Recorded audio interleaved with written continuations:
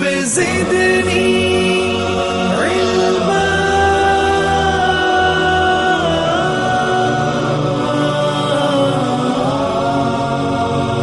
الحمد لله وحده والصلاة والسلام على من لا نبي بعده وعلى آله وأصحابه الذين أوفوا عهده ونهج نهجه أما بعد أعوذ بالله من الشيطان الرجيم بسم الله الرحمن الرحيم عسى أن تحبوا شيئا وهو شر لكم عسى أن تكرهوا شيئا وهو خير لكم صدق اللہ مولانا العظیم۔ عزیزو، دوستو، بزرگو، گزشتہ ہفتے بات چل رہی تھی تقدیر کے بارے میں۔ ہمارا یہ عقیدہ ہے کہ دنیا میں جتنی بھی چیزیں وقوع پذیر ہوتی ہے، واقع ہوتی ہے، وہ حق تعالیٰ شانہ کے فیصلے سے ہوتی ہے، اور اس کا علم اللہ تعالیٰ کو ہے، اور اس کو حق تعالیٰ شانہ نے پہلے سے لکھ دیا ہے۔ بعض مرتبہ انسان یہ چاہتا ہے کہ یہ چیز ہو جائے، لیکن اس کے لیے نہ ہونے میں بہتر ہے، اور بعض مرتبہ کوئی چیز آدمی کو ناپسند ہوتی ہے کہ یہ اچھی چیز نہیں ہے، لیکن وہی اس کے لیے بہتر ہوتا ہے۔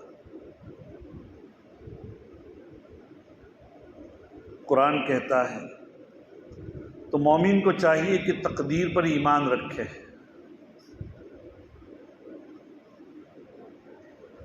تقدیر تدبیر کے منافی نہیں ہے، اس کے ورودھ نہیں ہے۔ آدمی کو چاہیے کہ تدبیر کریں کام کرنے کے لیے، اپنے ضروریات کو پورا کرنے کے لیے، اپنے کام کاج کو آگے بڑھانے کے لیے، اپنی زندگی کے مقاصد کو حاصل کرنے کے لیے کوشش کریں کہ کس میں بہتر ہے۔ حدیث میں اللہ کے رسول صلی اللہ علیہ وسلم فرماتے ہیں احرص علی ما ینفعک، کہ جو چیز تجھے نفع بخش ہے اس کی تو حرص کر، اس کے اندر آگے بڑھ۔ اور دیکھیے حرص کا حکم دنیاوی چیزوں میں نہیں، اخروی چیز میں، اعمال میں، اعمال صالحہ میں۔ دنیا تو آدمی کو جتنی اگر بقدر کفاف مل جائے، ضرورت کی مقدار مل جائے، تو آدمی اسی پر کفایت کرتے ہوئے اپنی آخری منزل اور آخرت کی منزل کی طرف بڑھتے رہنا چاہیے۔ ورنہ دنیا میں تو آدمی جتنی بھی حرص کرے گا اس کو ملے گی تو اتنی ہی جتنی کہ اس کی تقدیر میں لکھے ہے، لیکن اگر اتنی مل بھی جائے جتنی اس کی تمنا ہے تو اس سے زیادہ بھی وہ تمنا کرے گا۔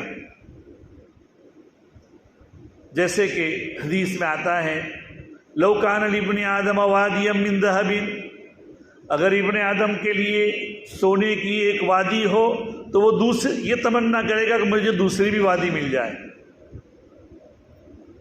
اور حدیث میں آگے اللہ کے رسول فرماتے ہیں وَلَمْ يَمْلَأْ جَوْفَهُ إِلَّا التُّرَابُ، اس کا پیٹ تو مٹی ہی بھرے گا، مٹی، قبر میں جانے سے پہلے وہ کچھ بھی ہونے والا نہیں۔ تو دنیا کی حرص تو، اور دیکھیے آدمی کتنا بھی کما لے، زمینوں کا مالک بن جائے، مکانوں کے فلک بوس عمارتوں کا مالک بن جائے، لیکن آدمی کی تقدیر میں کتنا لکھا ہوا ہے؟ وہ اپنے گھر میں چاہے کتنی بھی عمارتیں ہوں، وہ اپنے گھر میں 1.5 فٹ چوڑا اور 6-7 فٹ لمبی جگہ پر ہی سوئے گا، اس سے زیادہ تو نہیں سونے والا۔ ایک وقت میں اس سے زیادہ تو وہ فائدہ اٹھائے گا ہی نہیں۔ اگر اپنے گھر کی مسیڑی اس نے بہت شاندار بنا دی ہے، پلنگ وغیرہ، لیکن تب بھی اس پر وہ کتنا سوئے گا؟ اس لیے عزیزو، دنیا تو فانی ہے، آخرت دائمی ہے، آخرت کی نعمتیں دائمی ہیں، آخرت کی نعمت پر قدر کریں، آخرت کی نعمت کی حرص کریں، اس کو حاصل کرنے کی کوشش کریں۔ اسی کو اللہ کے رسول صلی اللہ علیہ وسلم فرماتے ہیں احرص علی ما ينفعک ولا تعجز، عاجز مت بن۔ وَإِنْ أَصَابَكَ شَيْءٌ فَلَا تَقُلْ لَوْ أَنِّي فَعَلْتُ لَكَانَ كَذَا وَكَذَا،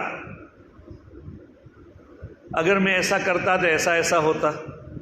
جیسے بعض مرتبہ ہوتا ہے نا، ایک آدمی کسی ڈاکٹر بیمار ہے، اپنے گھر والے کوئی بیمار ہے اور ڈاکٹروں کے پاس لے جاتے ہیں، بعض مرتبہ ڈاکٹر علاج بھی کرتا ہے لیکن اللہ کو مقدر کچھ اور ہوتا ہے، تو بیمار کی موت ہو جاتی ہے مثلا، تو لوگ کہتے ہیں کہ اگر اس کے پاس نہیں اس کے پاس لے جاتے تو اچھا ہوتا۔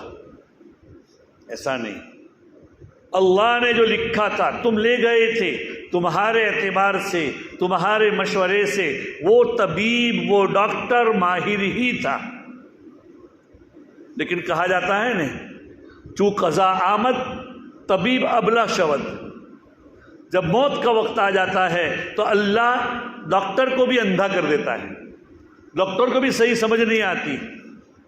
بعض مرتبہ ڈاکٹر علاج بھی، تشخیص بھی درست کرتا ہے لیکن اس آدمی کو فائدہ نہیں پہنچتا جب اس کی تقدیر لکھی ہوتی ہے۔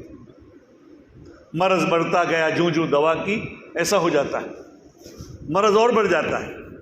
تو حدیث میں آتا ہے، اللہ کے رسول صلی اللہ علیہ وسلم فرماتے ہیں کہ اگر تمہیں کوئی ناپسند چیز پہنچ جائے، مل جائے، تمہارے منشے کے خلاف مل جائے، ایسا مت کہو کہ ایسا کرتا تو ایسا ایسا ہوتا۔ تم نے تدبیر اختیار کر لی تھی، اب اللہ کو منظور نہیں تھا، بس یہی۔ اور دیکھو اسی کو تفویض کہتے ہیں، بعد میں اللہ کے حوالے کرنا۔ اللہ کے حوالے کر لے، اللہ چاہے تو ہوگا، اللہ چاہے تو نہیں ہوگا، بس اسی پر بھروسہ کر کے آدمی بیٹھ جائے۔ پھر آدمی ایسا نہیں کہ ہاتھ پیر ایک طرف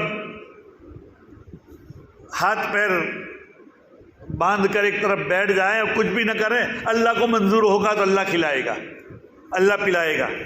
دیکھیے دنیا دارالاسباب ہے، میں گزشتہ ہفتے بھی کہہ چکا تھا کہ دنیا دارالاسباب ہے، تو اسباب کے لیے تو آدمی کو محنت کرنا ہی پڑے گی، جو میرے مقدر میں ہے وہ آ کر رہے گا، یہ نہیں۔ اللہ تعالیٰ نے اس دنیا کو دارالاسباب کے ماتحت رکھا ہے، تو وہ چیز تبھی ملے گی جب تم اسباب اختیار کرو گے۔ یہ اور بات ہے کہ تم اگر کوئی کام کرو اور تمہارے منشے کے خلاف ہو جائیں، دھندا کر رہے ہیں، کوئی نقصان ہو جائے، تم نے تو اپنی پوری کوشش کی لیکن نقصان ہو گیا، تم نے نہ دین دیکھا نہ رات دیکھی، اپنی ضروریات کے لیے، اپنے اہل و عیال کے لیے محنت کی، لیکن تقدیر کچھ اور تھی۔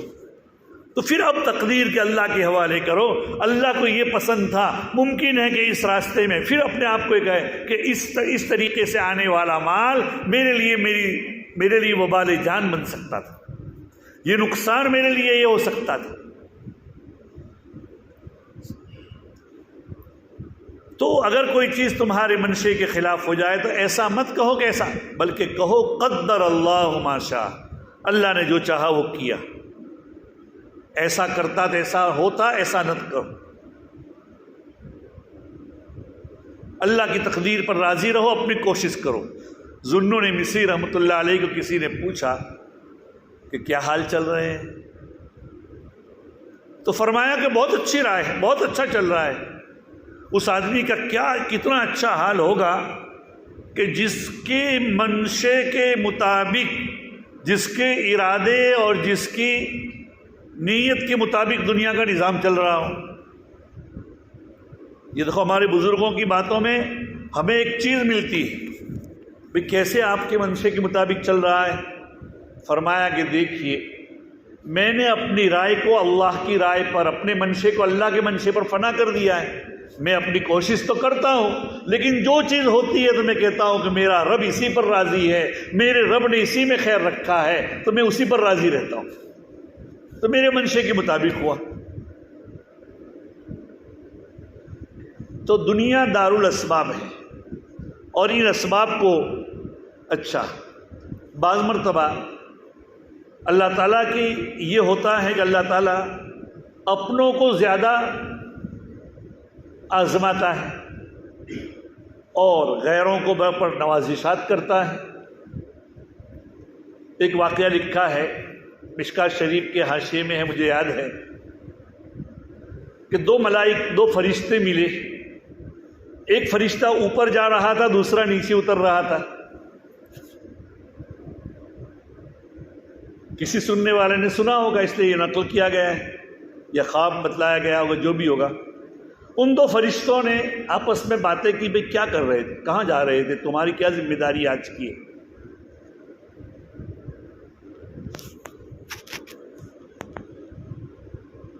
تو کہا کہ میں اس لیے جا رہا ہوں کہ فلاں اللہ کا دشمن جو کافر ہے، اس نے بہت مرغن اور اچھی مچھلی کی تمنا کی، تو اللہ تعالیٰ وہ مل نہیں رہی ہے، تو اللہ تعالیٰ نے مجھے ایک حکم دیا کہ تو اس مچھلی کو فلاں جگہ سے لے کر اس کو کسی بھی طریقے سے اس تک پہنچاؤ۔ کس کے لیے؟ اللہ کا جو نہ ماننے والا، لیکن اللہ نے کہا کہ بھائی فرشتے کو یہ حکم دیا کہ کسی بھی طرح اس کو یہ مچھلی پہنچاؤ۔ اچھا، دوسرے فرشتے کو کہا کہ بھئی آپ کیوں گئے تھے، آپ کو اللہ نے کیا کام سپرد کیا تھا؟ کہا کہ مجھے اللہ نے یہ حکم دیا تھا کہ فلاں اللہ کے بندے نے یہ تمنا کی، جو اللہ کا نیک بندہ ہے، کہ اس کو مرغن روٹی مل جائے اور ایسا سالن مل جائے اور ایسی چیزیں، اس کو شہد وغیرہ مل جائے، ایسی کوئی چیز تھی، تو اس کو وہ چیز مل بھی گئی۔ اب وہ روٹی توڑنے کی تیاری کر رہا تھا اور مجھے حکم دیا گیا کہ اس کو ضائع کر دو، اس کو ختم کر دو، اس کو ضائع کر دو، تو میں اس کو ضائع کر کے آ رہا ہوں۔ دیکھیے کس کے لیے؟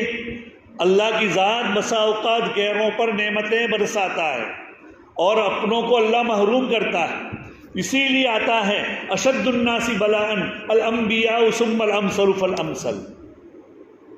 دنیا میں کسی کے اچھے برے اعمال کا پیمانہ، اس کا ترازو یہ نہیں ہے کہ وہ پریشان زیادہ ہے تو یہ آدمی اللہ کا مبغوض بندہ ہے، اللہ کا کیا ہے، اللہ کی اس کے اوپر پکڑ آئی ہے دنیا میں۔ نہیں، انبیاء علیہ السلام کے اوپر سب سے زیادہ حالت آئے ہیں، حدیث میں آتے ہیں اشد الناس انبیاء، پھر جو ان کے قریب ہوگا، ان کے اوپر حالات آئیں گے، ان کے اوپر بیماری ہوگی، ان کے اوپر تنگدستی ہوگی، یہ تمام ہوں گی، جو اللہ کے نیک بندے ہوں گے ان کے اوپر حالات آئیں گے۔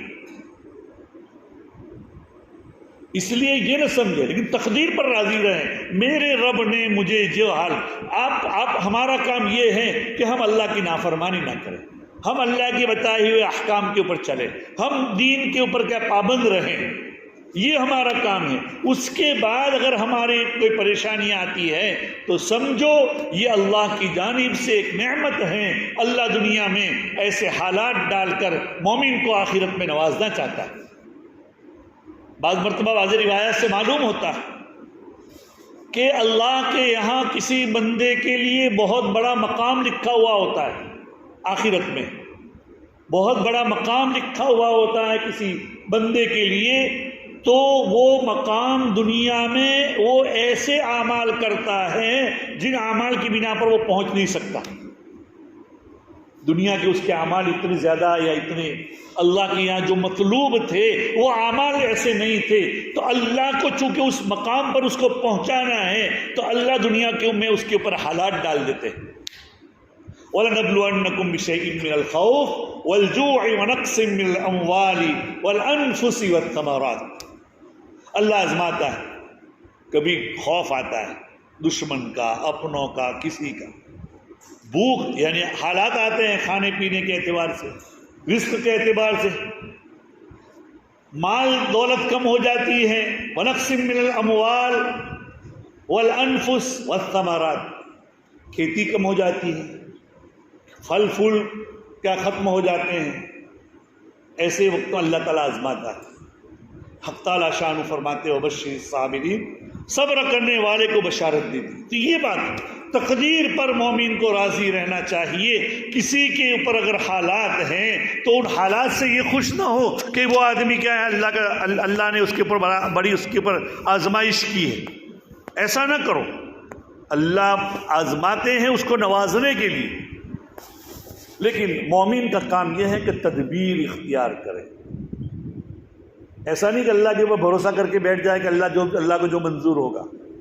آپ کام کریں اور اس کے بعد اگر کچھ نہ ہو تو اللہ تعالیٰ کے اوپر بھروسہ کر کے بیٹھ جائے۔ حضرت عمر فاروق رضی اللہ تعالیٰ عنہ کا واقعہ گزشتہ ہفتے میں تھوڑا سا مختصر ذکر کیا تھا۔ ملک شام گئے تھے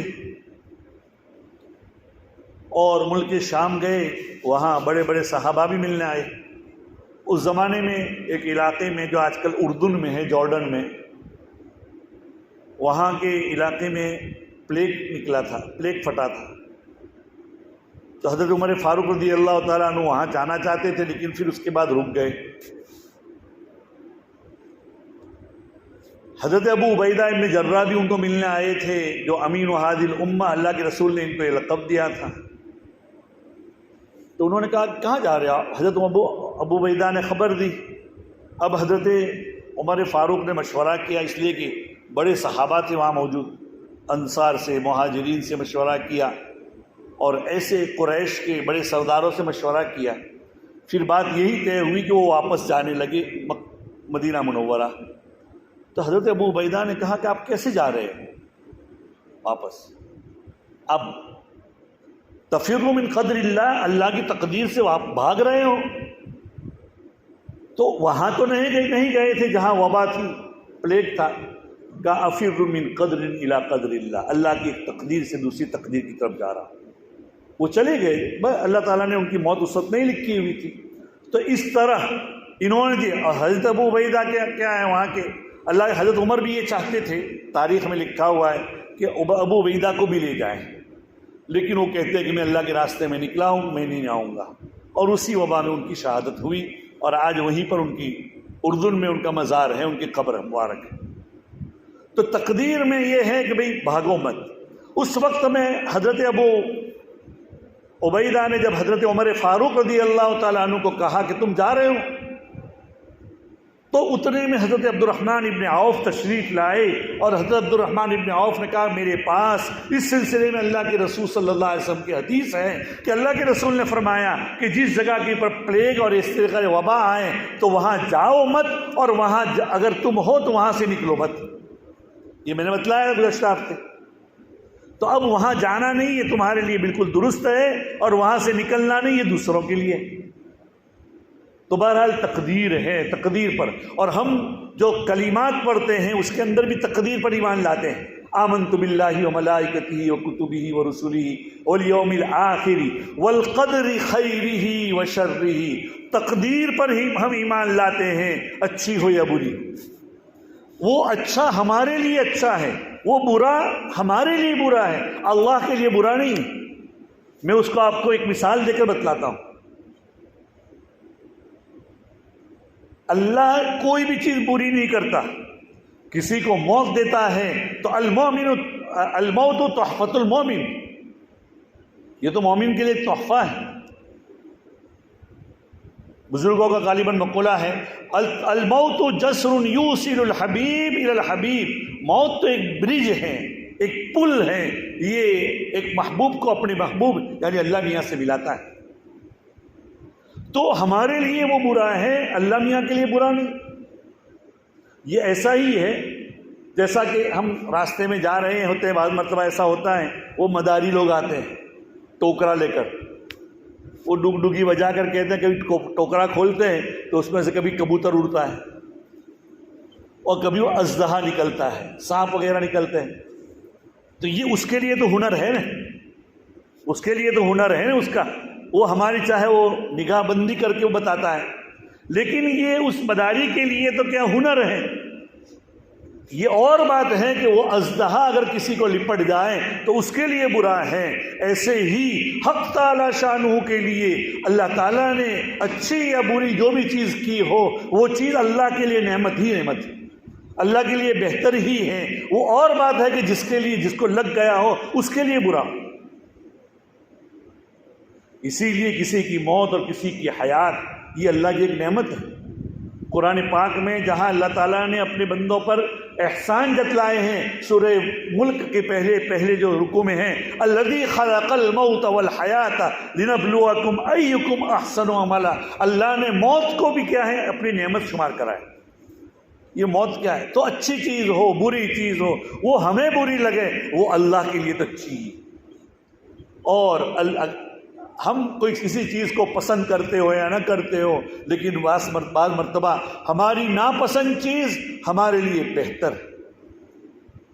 جیسے ابھی گزشتہ مہینے میں ایک ہوائی جہاز کا واقعہ ہوا، گر گیا تھا، وہ ایک لڑکی رہ گئی تھی، آپ کو معلوم ہوگا اخباروں کے میں سرخی بنا ہوا تھا، وہ اس نے بہت زیادہ وہ ٹریفک میں پھنس گئی اور بہت زیادہ وہ جو وہاں اس کا عملہ تھا اس کے ساتھ بحث و مباحثہ کیا، لیکن انہوں نے اپنے اصول کے مطابق اس کو داخلہ نہیں دیا۔ وہ بہت کمیدہ کھاتی رنجیدہ ہو کر واپس ہو گئی۔ اب اس کے لیے کیا تھا، وہ تھوڑی دیر کے لیے اس کو ناپسند تھا نا کہ یہ تمام جا رہے ہیں اور میں رہ گئی، لیکن اللہ کی تقدیر میں اس کی موت نہیں تھی تو اس کو بچا۔ تقدیر میں اگر موت لکھی ہوئی ہے تو جہاں کہیں ہوں گے وہاں آئیں گے۔ سلیمان علیہ السلام کا ایک وزیر تھا، تو حضرت عزرائیل ملک الموت سلیمان علیہ السلام کے یہاں آئے۔ اب وہ عزرائیل جو ملک الموت تھے وہ اس وزیر کو برابر غور سے دیکھنے لگے فرشتے، برابر تاکا۔ اب وہ وزیر کو معلوم ہو گیا ہوگا کہ یہ تو ملک الموت ہے، وہ گھبرایا۔ اس نے ملک الموت کے جانے کے بعد حضرت سلیمان علیہ السلام کو کہا کہ ایسا کرو کہ مجھے تو بہت ڈر لگتا ہے، وہ فرشتے آئے تھے، اب ایسا کرو کہ اللہ نے آپ کو تخت دیا ہے، اور اللہ نے ان کا تخت تو اڑتا تھا، آج کل ہوائی جہاز تو سارا بند ہوتا ہے تب اڑتا ہے، لیکن حضرت سلیمان علیہ السلام کا تخت تو اللہ کے اوپر سے جہاں چاہے وہاں لے جاتا تھا، اڑتا تھا ہوا میں۔ تو اللہ نے آپ کو تخت دیا ہے تو آپ اس کو حکم دو کہ مجھے بہت دور دراز جزیرے میں پہنچا دے، ٹاپو پر پہنچا دے، بہت دور دراز۔ حضرت سلیمان علیہ السلام نے کہا کیوں؟ کہ مجھے ڈر لگتا ہے۔ حضرت سلیمان نے اس کی تمنا پوری کی، اس کو پہنچا دیا۔ دوسری مرتبہ جب عزرائیل حضرت ملک الموت آئے کہ کیا بات ہے، تم اس آدمی کو اس دن گھور گھور کر دیکھ رہے تھے، میرے وزیر کو۔ ملک الموت نے کہا کہ میں نے سوچ رہا تھا اس آدمی کی تو کل مجھے روح قبض کرنا ہے، اور وہ تو آج یہاں بیٹھا ہے، کیسے وہاں جائے گا، کیسے اس جگہ پر جائے گا؟ اسی لیے قرآن پاک کہتا ہے وَمَا تَدْرِي نَفْسٌ بِأَيِّ أَرْضٍ تَمُوتُ، کسی کو بھی معلوم نہیں کہ کون سی زمین میں کون آدمی کہاں مرے گا۔ ہر آدمی کی جہاں کی مٹی تھی وہیں پر مرنا ہے۔ اس کی تفصیل ہے، میں بتاؤں گا آپ کو انشاءاللہ کسی موقع پر۔ تو وہ آج اس کی روح تو مجھے فلاں جزیرے میں قبض کرنا تھا، اور وہ تو یہاں بیٹھے ہوئے تھے، اس لیے میں غور سے دیکھ رہا تھا کہ یہ وہی ہے کہ یا کوئی اور۔ اس لیے بھائی عزیز و دوستو، جو چیز مقدر ہے ہمارا کام ہے کہ ہم تدبیر کے اوپر تدبیر کریں اور تقدیر پر بھروسہ کریں، ایمان لے آئے کہ جو چیز اللہ تعالیٰ دنیا میں کرتا ہے وہ اپنے منشے کے مطابق کرتا ہے اور وہ ہمارے لیے بہتر ہی ہے۔ اللہ تعالیٰ ہمیں کہ تقدیر پر ایمان لانے کی توفیق نصیب فرمائیں، ہمارے ایمان کو مضبوط فرمائیں۔ وآخر دعوانا ان الحمد للہ رب العالمین۔